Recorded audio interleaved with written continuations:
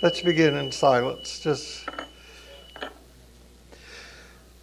take a big deep breath and do what you need to do to be here or to be present, to be awake. And you might want to think of the people you're grateful for that make your life possible, sustain your life.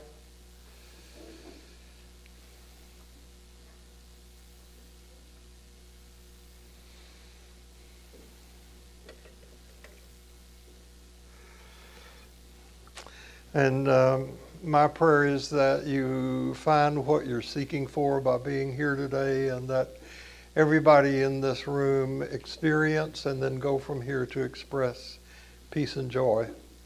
And we do this with the belief that all people everywhere are benefited by what we do here. So no matter who you are, no matter where you are on your spiritual journey, you are welcome here. So last week I introduced a new theme and Holly did the artwork. I like it. I like it about the journey, making the sacred journey. And I think... making the sacred journey. Well, making the sacred journey I sacred. have dyslexia. Making the journey a journey. Making sacred the sacred journey. And now I've thought that maybe we should have called it making sacred the already sacred journey. Right?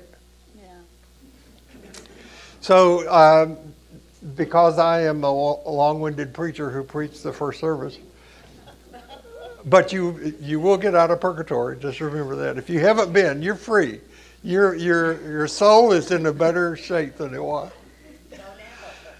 So last week I asked you for feedback, and I got some. And today's primarily, hopefully, for Holly to give us her feedback about what she heard. She was here. And she tried to take copious notes, but her house is being termite fumigated last week, so she couldn't get any paper.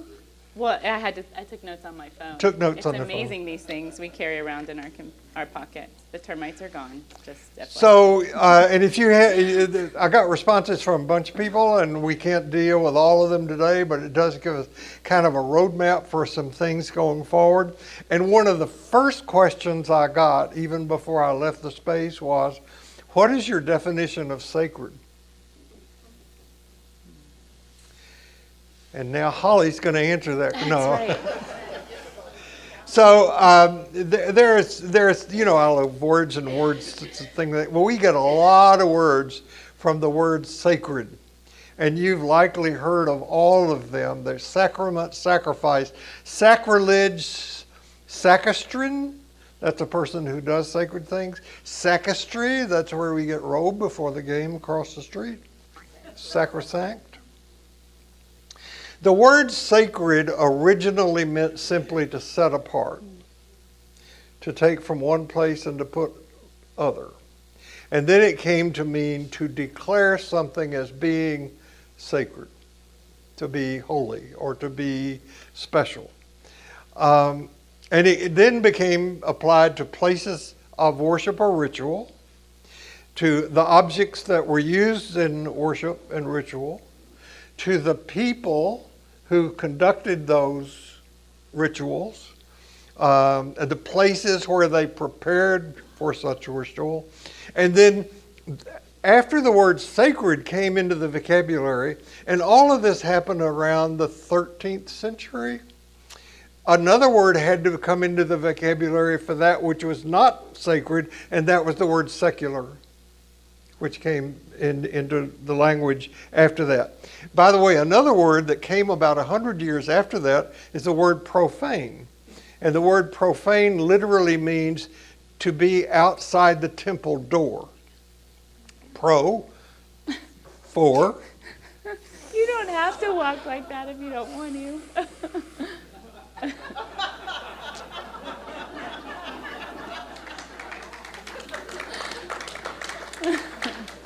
I've just been brought down. Pro meaning outside, phanos, the temple, outside, just outside the temple door, in front of or outside the temple. So very likely, very early attempts at rituals, like how we were aware that we were dependent on the weather for our crops and the animals for food. We began to have rituals about that, and if you just walk across the street, not at 11, Gosh. but after that, well, you go walk across their way and have lunch, and then go over there, and you can see some of the earliest rituals having to do with, religious rituals having to do with burial. Burial and belief in some form of afterlife. So these were the first things, and they were designated as survival things. So as people grew in consciousness, and so did our sophistication, although some people would say we're not very sophisticated today, the church began, religious groups began to be ritualized. You can see this in Shintoism, Hinduism, Buddhism, all the First Nations people's religions. They developed rituals, and they developed words that they used in those rituals. And in the Christian church,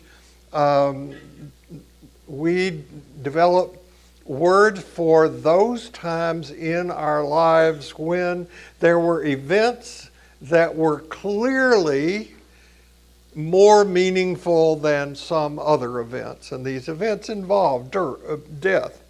They involve marriage. I've conducted hundreds of marriage ceremonies in my ministry. Hers. And I will tell you, there are people who attend weddings who weep, and they are not sure why. Okay? It's because there's such a deep archetypical node hit during a wedding ceremony that touches people's unconscious in ways. Burials and memorial services can do that. Baptisms can do that. Being at the bedside of somebody who's dying can do that. So the church developed these things that they call sacraments, sacred moments that they set aside, and that's technical. So here's my definition, current definition of sacred. Because it has to do, I believe that all of life is sacred, that all of you are sacred, that what we're doing is sacred, every breath is sacred. But my personal definition has mostly to do with a level of awareness and understanding. It involves waking up to the present moment, and all who are in the present moment, all that is in the present moment, and relating to that with acceptance and compassion. Now, sadly, most of the time we aren't present. So there are some events, gut-wrenching, some of them are, that just cut across our regular way of life, and we wake up and we declare those moments where it's kind of like your favorite story. Mm-hmm. Jacob and Jacob, after the wrestling with the angel, had a dream, and then after that he said, surely God is in this place and I didn't know it. So we have that when these moments cut across our lives. And again, in the interest of being accurate with language, we have been taught that the word transcendent means up. Trans doesn't mean up. Transportation doesn't mean up. It means across. So transcendent is something that cuts across our lives, stops us dead in our tracks, and we wake up. So there's my stuff, and Holly's going to take it the rest of the way. That's right. No. And I'm going to interrupt and heckle. Okay, poke me. I do have a few things I'd like to say, but... Well, I think you put him in. He's joking. He's not really letting me talk the whole time. Can you imagine? You just said the definition of profane, which I hadn't sort of associated this with yet. But Jesus took the entire movement and made it profane. He took it outside of the temple. And in that sense, the profane is sacred, right? He said that the temple is here, the temple is wherever we are. So I think there's just a razor's edge, not even difference between sacred and profane, whereby everything profane is actually also sacred. Anyway, your title last week was in direct reference to Nietzsche, who was ultimately driven mad by the question of whether God was dead or not.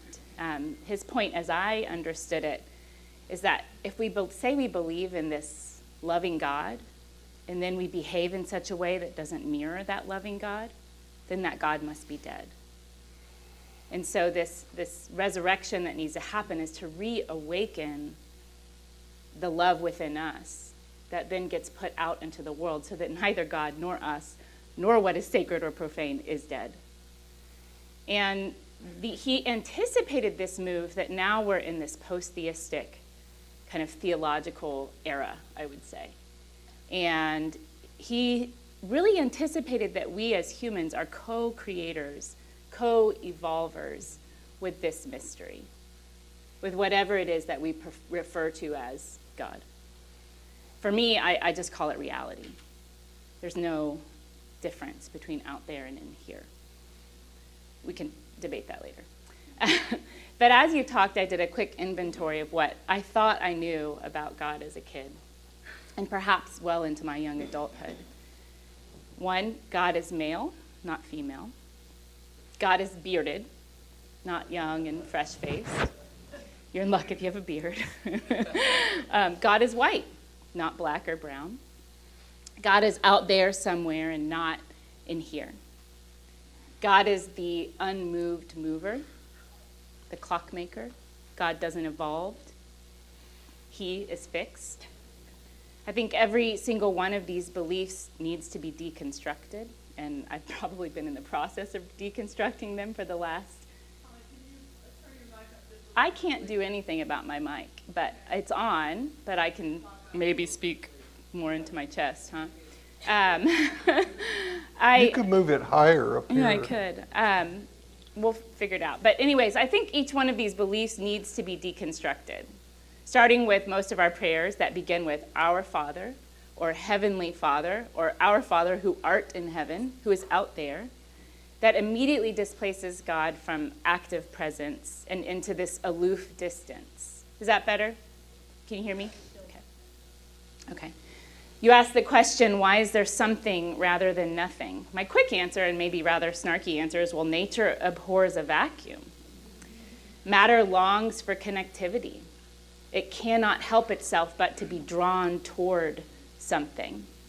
We've turned the force of gravity into words like love, intimacy, adoration, praise. But ultimately, there's this need to recognize that this force, whatever it is, this somethingness, is in us. We have that same capacity for connectivity that is already present. There's something powerful operating in us that does connect, that does draw toward, that binds. So one of the questions that I got, and more than once, and it's expressed as a concern, is about not using the word God. Yeah. It's a very Hebraic tradition. You don't say the word God. You also don't say Voldemort. You just did. So did you. Just say God. Well, that shows the difficulty of the problem. You can't avoid it. You can't avoid it. My argument is that the very word God, the reflex that most people have is out and up, away, not here. And I was thinking after I got a couple of responses about that, well, of course, when I offer the pastoral prayer in the liturgy across the street, I use that word. I've sometimes not, but you just, to your own self, if the word God connotes to you an energy, presence, love, whatever word you want to use that's here and not elsewhere, use it. Last week, in mentioning the God is Dead movement, I mentioned the church renewal movement. And I said, and I don't mean this in any sense of arrogancy or anything, but those of us who were involved in the study of theology in the 60s and the 70s were in no way surprised by the God is Dead movement or by the church renewal movement. because we had been hearing things all along about desires to get some new energy going in the Christian church that matched what Jesus was teaching about. One of the first endeavors I ever heard about when I was in seminary was a church that is still in existence. It has like 40 different small campuses. You can look it up on the internet, called the Church of the Savior, which is started by a man named Gordon Cosby. And Church of the Savior was, you've heard of it. You grew up in it. Wow. Wow. I didn't know that, Mark. In Washington, D.C. You know, the Church of the Savior was, did you know Gordon Cosby? Absolutely. Huh. Oh, wow. You want to teach? This has got a lot more interesting. You want to teach next Sunday? No, I mean, really, I'd love to have a conversation with you about it. I have a story. It's like the original podcast. I must have been 2 years old, and he had Cassette tapes. Yeah. They play it like a podcast every week. Of Gordon Cosby. That's amazing. Yeah. The Church of the Savior was started in 1940. And wow. It's an amazing congregation. It's still in existence. Mm-hmm. And to show you how funky they were, if you wanted to join the church, they would say, okay, come on and join, but we would like for you, we accept you immediately, but we would like for you to postpone accepting us for a year. Just come every Sunday for a year, and after that you still think you want to join? Okay, that's good. So there was this woman named Elizabeth O'Connor who wrote a book about this church, and it was called The Call to Commitment. It was a great book. And then later on, she wrote about how that church functions, and she wrote a book called Journey Inward, Journey Outward. Both these books are out of print, but you can go on and get them and reprint. The Call to Commitment is a great book. The Journey Inward, Journey Outward is a fantastic book. And that's the first time I consciously started using the word journey about my teaching. Of course I knew about Abraham, and of course I knew the early Jesus followers are called people of the way. I knew all of that stuff. I had not yet met Robert Johnson. I didn't know about his journey into wholeness, not attended any of his works or got anything from him. But this journey thing became something that became part of my own vocabulary at that particular time. And so I just want you to know that I'm not coming out of a place of nowhere. And this is not a new movement in spiritual teaching. The Abraham journey is the beginning of faith. It's in the Hebrew tradition. The Moses journey through the wilderness is in the tradition of faith. The Jesus journey from Nazareth to Jerusalem is a archetype of our own journey that we're going to be talking about. The word archetype, an archetype for journey. The early Jesus followers were called people of the way, so this is nothing new about that. So, journey is a tricky word because it implies destination, and there's no place to get to. You're already there. But we call it the journey of our being, developing the awareness that we are already in the Sacred Heart of Mystery. That's a journey that we make. In probably the worst part of my own personal life, back in the late 70s and early 80s, late 70s, when I didn't think things could get any darker, a buddy of mine sent me a set of cassette tapes. You remember cassettes? Well, yeah, we just heard a little story about him. Yeah. A long time ago. Yeah. That's a long time ago. And the cassette tapes were a set of lectures that were given by a man whom I already knew. I'd already read some of his novels and some of his writings, but I'd never heard him except until I heard him on these cassettes. And I fell in love with what I heard. I listened to those cassettes over and over and over and over. And they provided me some hope during this incredibly bleak period in my own personal life. And then those tapes were converted into a book. And I read that book and read it. I just started rereading it for, I don't know how many times I've read that book, but I just started rereading it this week again. And during the time that I was reading that book, I met a woman and I fell in love. And on our second date, I gave this woman sitting here, Dr. Sherry Beeman, a copy of that book. And in the flyleaf, I had written, "To Sherry from Bill" at the beginning. On our second date. That's how confident I was. And the name of the book is a book called The Sacred Journey by Frederick Beekner. Folks, it's out of print, but it's in reprint. I mean, you can get it. And it is so wonderful to read. And Frederick Beekner, you all know, he died, 2 weeks ago? Yeah. About 2-3 weeks ago, Beekner died. And maybe one of the things you don't know about Beekner is that his father committed suicide. And that's in the book. And it's about how he and his family came to deal with that. So I wanted you to know about that and something about journey. So much of our spiritual journey is equated with that metaphor, right? You just mentioned so many examples from different traditions that are about journeying or going out. So journeying in some sense is going outside of the self to find the self, right? We're intended to draw towards the importance of process, not destination. I mean, who am I kidding? If the destination is winning the World Series, I still want to win the World Series. But as we get into this topic, it feels important to get clear on what we mean by the words we're using. Each one of us has a very different relationship to what is sacred, to what is God, to what is the journey.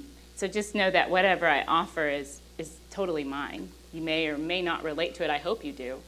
But we're in process with all of these words. These three themes came up for me as I listened to Bill last week and as I continue to read and write and contemplate my own journey. The first is, what is my relationship to myth? The second is, what is my relationship to prayer? Ooh. You're going to talk about that one. And then, of course, third, how do I define sacred? I think each of us can point to a few pivotal moments in our life that may be kind of apocalyptic, those that reveal something within, that taught us new understandings or changed the way we thought. Think about those and write them down. Spend some time with them. What are the moments that led you to where you are?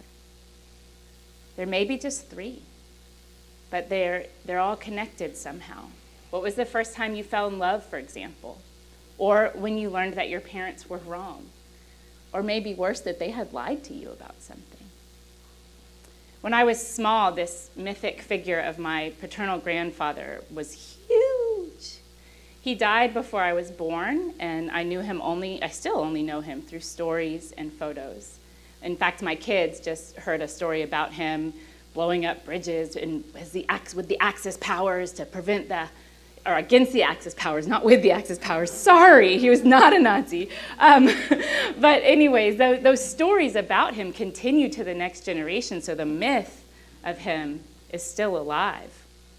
He was the closest thing to God I could imagine. He was old, he was white, he was heroic, and he was larger than life. He did not have a beard.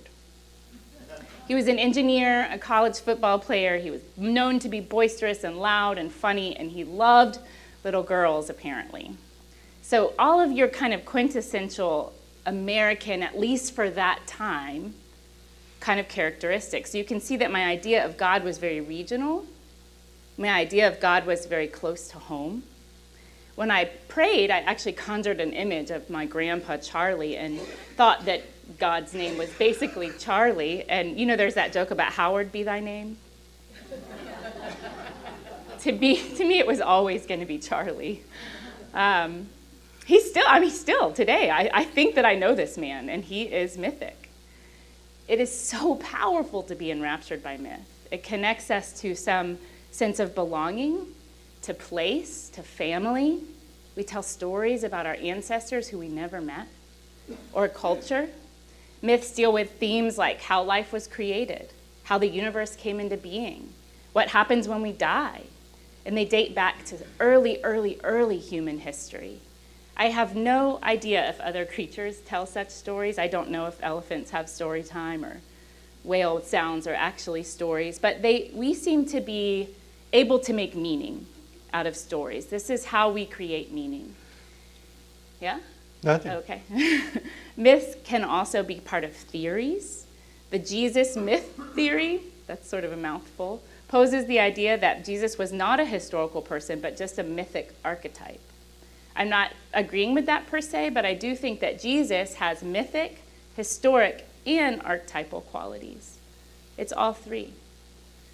So what was your first myth that grabbed hold of you? Again, spend time with this. What really got into you and sort of guided some of your early thoughts?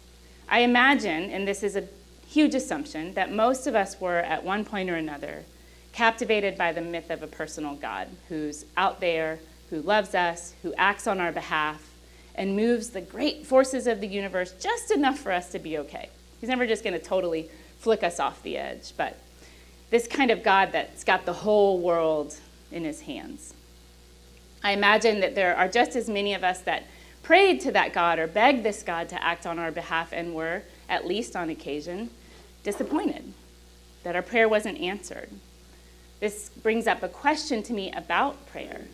A lot of the messaging I got, direct and indirect, was that if you pray correctly, you will be blessed. If you ask correctly, you will get what you want. This competition comes up a lot with this kind of God.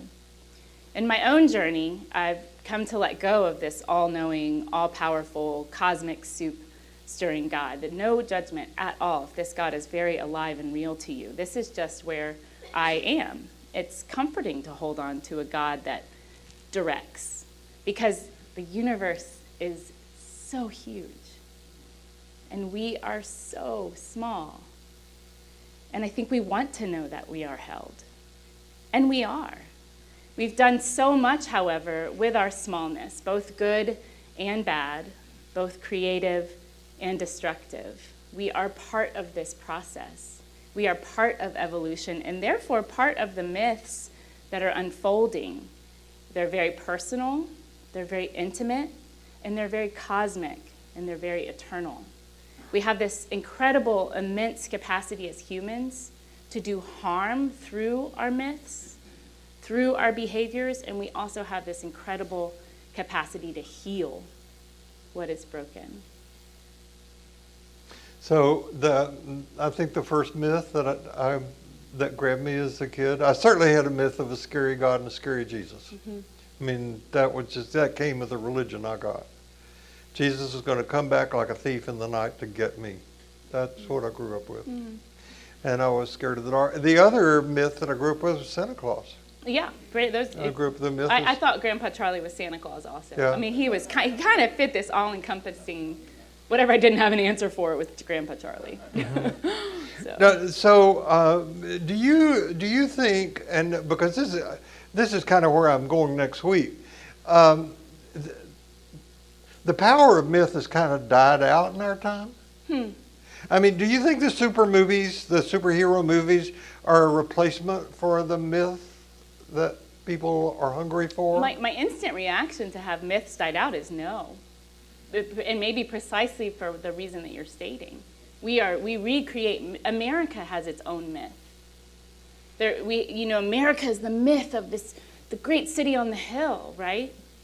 So myths are constantly evolving. And there's people, and I'll get into this in a second, that say we need new myths. We need new myths that can guide us, that can show us, that are just new evolutions of the myths that have always existed, the journey through which that we enter and then come out of. They're just different ways of talking about the journey. So to respond to what you said about Jesus was a historical character mm-hmm. about which a mythic story mm-hmm. was created.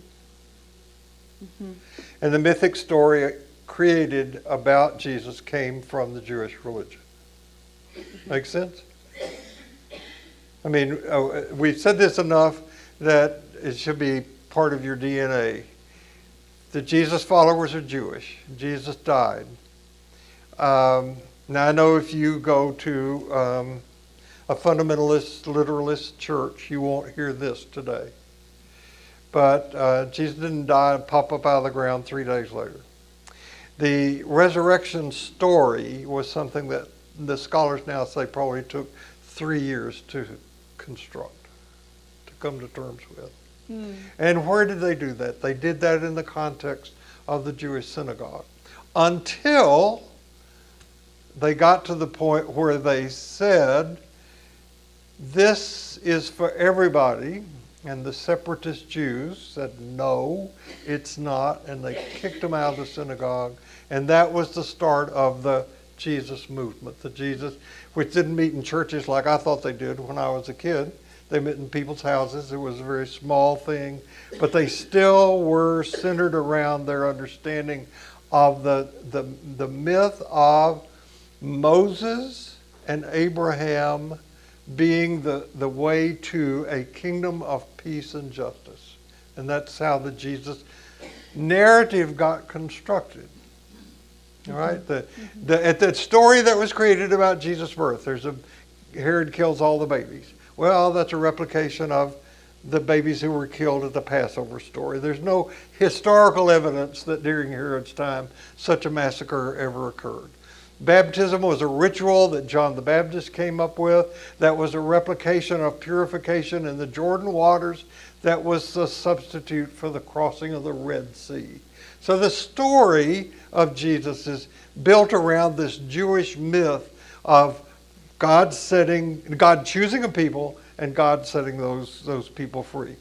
Yes? There's also myths that, and one that I was going to mention, there are myths that help create theories, right? So one of the myths that I love in the Jewish mystical tradition of the Kabbalah is the story of Tikkun Olam, where a giant vessel of light broke into millions and millions and millions of pieces, and embedded in each of us is a tiny, tiny shard of that light, including you and including me. So that original light that exists in all of us is not so unlike the ancient stardust that manufactured our bones, that created this planet, that we are sitting in and among. But the myth is that as we perform acts of healing and love, that we restore the light to its original unity. It might be fragmented, it might be fractured, you might see the broken lines, but we restore it to its original unity.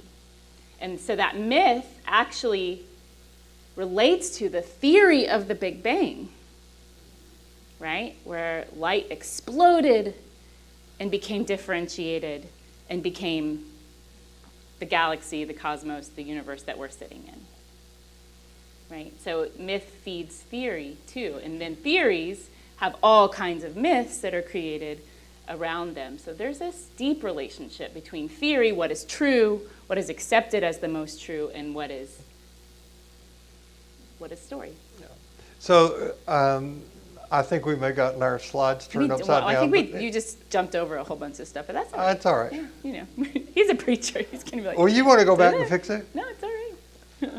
I was just going to say, and this is, you're right, we're straying, but I was just going to say that one of the things that I think is so exciting about talking about this journey is that we get a chance to go back and more consciously, since hopefully we are more aware, do the deconstruction, use that word earlier that we need to do, particularly around the concept of dualism.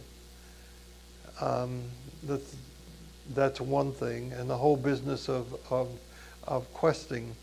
I find this, and by the way, I want to thank you for the flowers. You don't know about this. I want to thank you. Oh yeah, it's your birthday coming up. I want to thank you. There were flowers in the sanctuary today dedicated to, or in honor of me, because I have a birthday coming up Tuesday.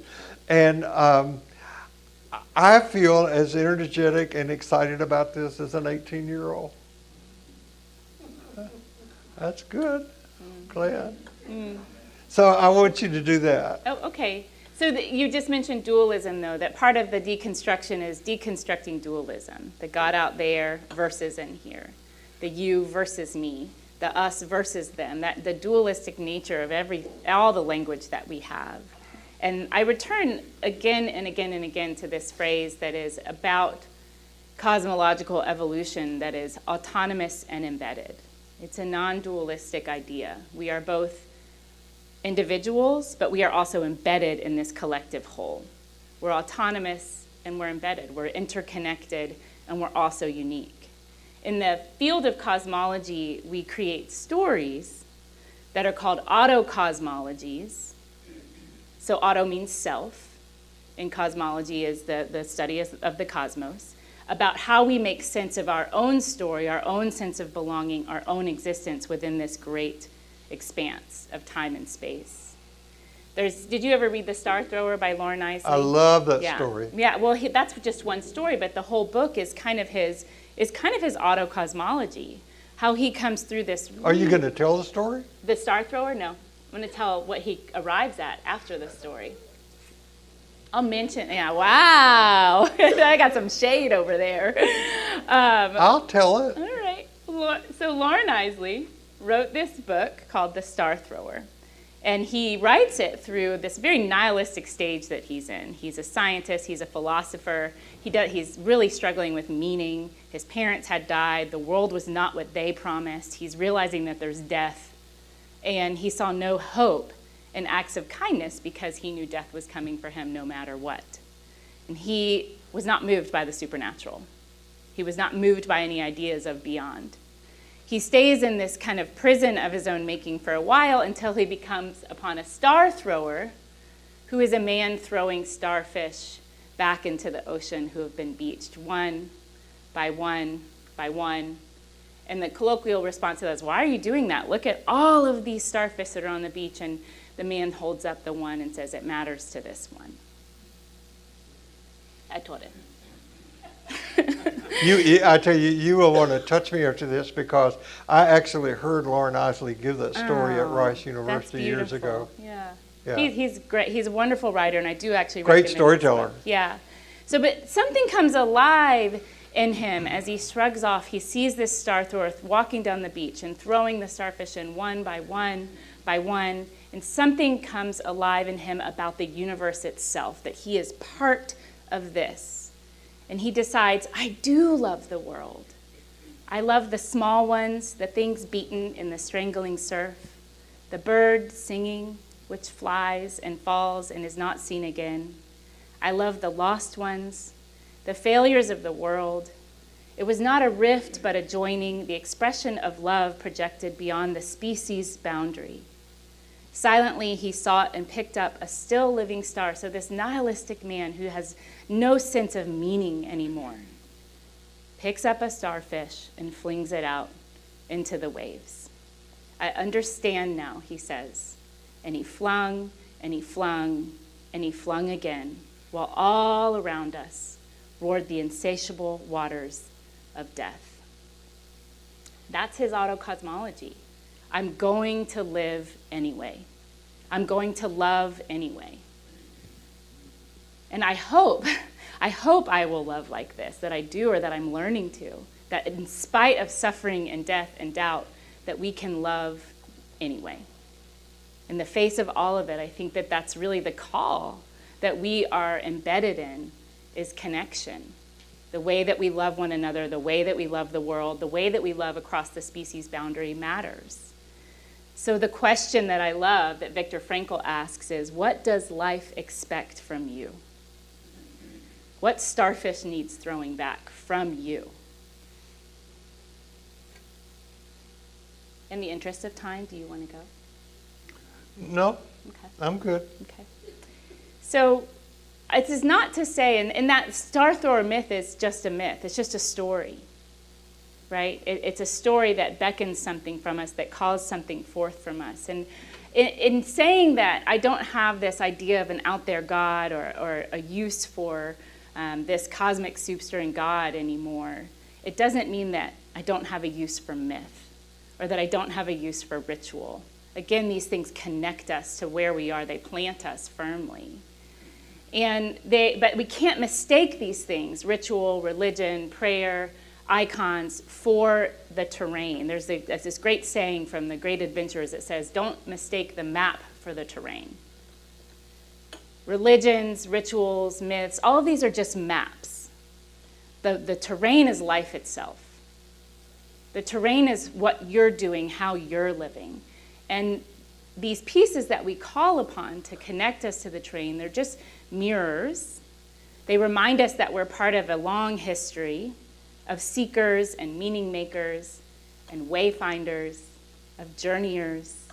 They are they're the way that we find through the I'm losing my words for a second. The way that we find our way through the journey.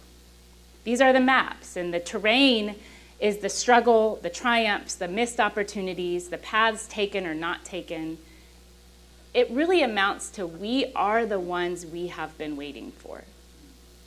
There is no out there that's going to save us. There is no, again, cosmic soup-stirring God that is going to direct our life for us. We are the ones we've been waiting for. We're the ones that decide how we show up in life. I'd venture to say that our external covenants with one another are broken.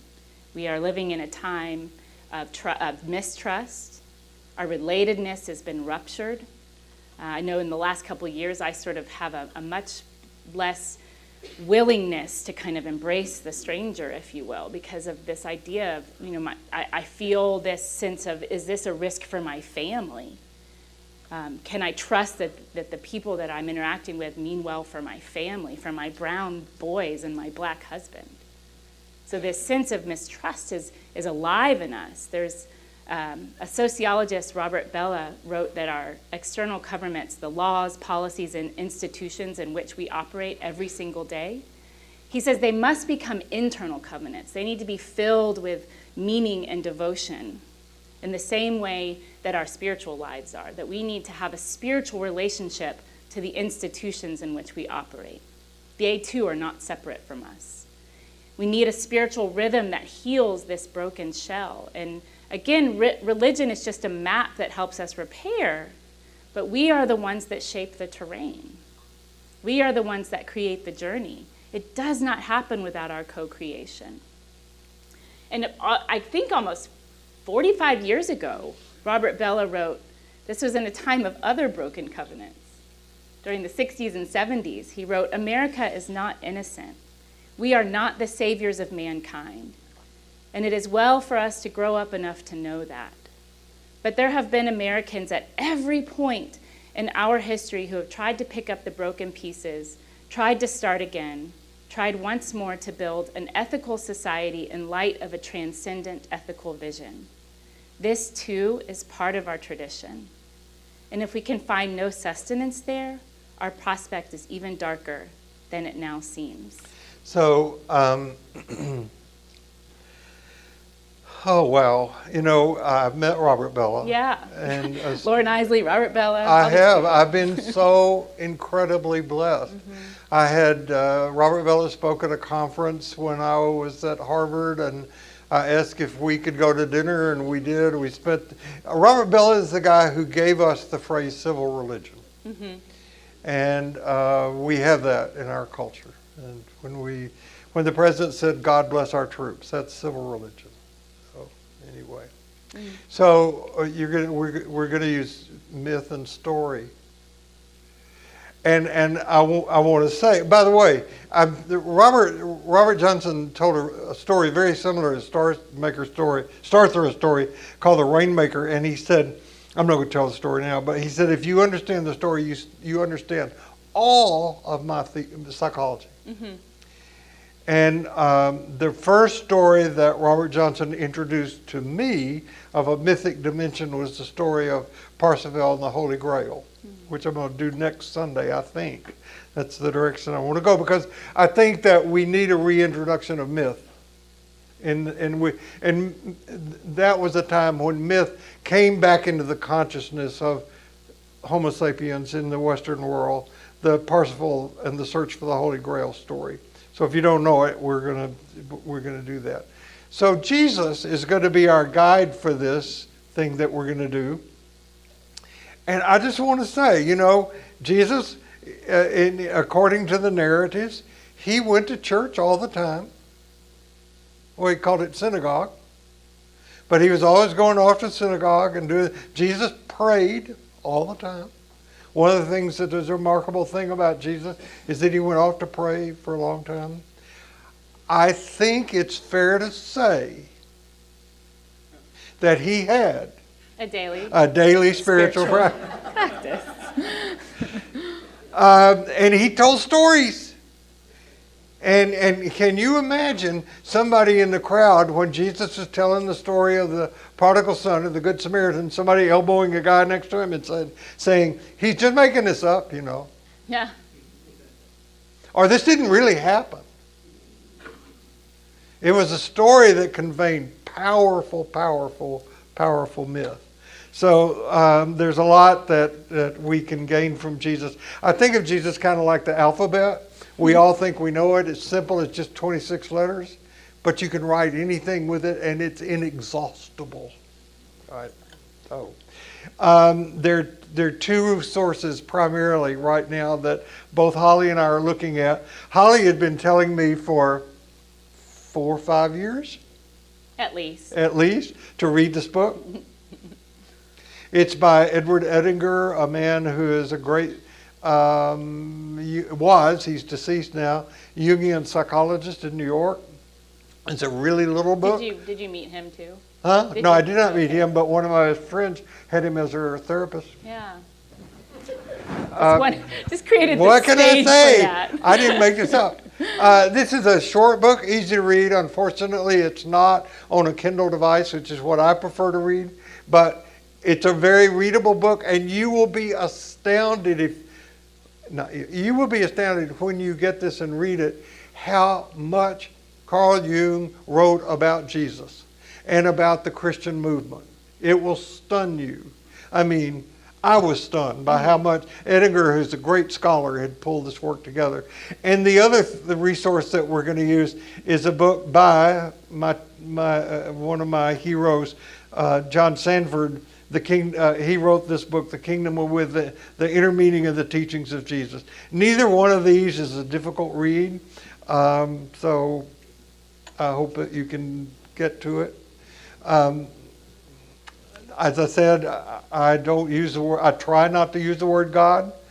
Use the word grace. I'm graced. Thank grace.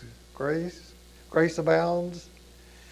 And to be sure that this grace protects us from absolutely nothing, but sustains us in everything. And where I got this idea was from Jesus. Mm-hmm. Mm-hmm. Who called God Daddy, by the way. That's right. Yeah. Okay. Well, we'll skip far ahead, yeah? Okay. I'm going to have to run. I know. We'll close here. All of the myths that I have shared today in some way are about picking up the broken pieces, picking up the starfish, reassembling the light. There's also that work to be done within, to pick up the broken pieces and to reassemble them somehow into some form of wholeness. There's a Hindu legend that I love about the definition of sacred or divinity, in which the Hindu the gods are sitting around and they're talking about how humans have betrayed or abused their divinity. And Brahma, the chief god, decided to take it away from them and hide it where they would never find it. Brahma calls a council of the gods to help him decide where to hide the divinity. And one of them says, let's bury it deep in the earth. But Brahma said, no, that will not do. One day the humans will dig deep down into the earth and they'll find it. So the gods said, well, let's sink it in the deepest ocean. And again, Brahma says, nope, that will not do. They will learn to dive into the deepest waters and search the ocean and find it. Then they said, well, then let's take it to the top of the highest mountain and hide it there. And Brahma again replies, nope. Eventually humans will climb the tallest mountain and they will find it. So the gods give up and they say, we don't know where to hide it. It seems there's no place on earth or in the sea or on mountains that the humans will not eventually reach. So Brahma thinks for a long time. And he says, here's what we'll do with that divinity. will hide it deep down inside humans themselves. They will search the whole world, but they won't look for it inside of their true selves. That's my definition of sacred. That's a good one. No matter where you go this week, no matter what happens, remember this: you carry sacred cargo, so watch your step, and I'll see you next Sunday.